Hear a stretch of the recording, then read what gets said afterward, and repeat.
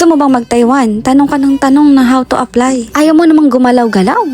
Magkumpleto ka muna ng lahat ng requirements sa kakailanganin mo bago ka pumunta sa mga agency kasi hindi ka nila papansinin kapag kulang ka ng requirements. Si Jella, 5 years ng factory worker dito sa bansang Taiwan. Continuation to nung gala namin nung last day off. Pagkatapos namin pumunta sa Skywalk ay pumunta naman kami sa Pier 2. May tulay kasi dito na napuputol at naduduktong ulit. Ang tawag dito ay Great Harbor Bridge.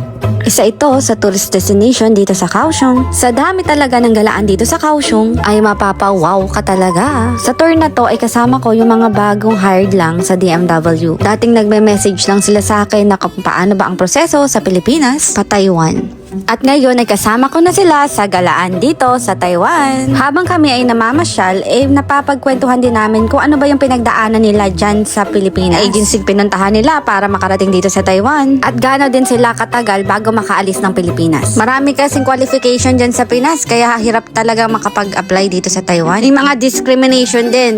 Pero hindi sila sumuko at nandito na ngayon sila ngayon sa Taiwan. Kaya napakabuti talaga ng Lord sa buhay ng bawat isa. Halos di pa nga sila makapaniwala na nasa Taiwan na pala sila. May mga plano talaga si Lord na kailangan nating sundin. May timetable siya. Dinedestroy talaga niya yung mga bagay na hindi nakaplano para sa atin. Kaya magtiwala ka lang sa kanya kasi higit pa sa plano mo ang nakalaan para sa'yo. Kaya kung ikaw ay nahihirapan sa pag-a-apply ngayon dyan sa Pilipinas, magtiwala ka lang sa kakayahan ng Panginoon. God bless everyone!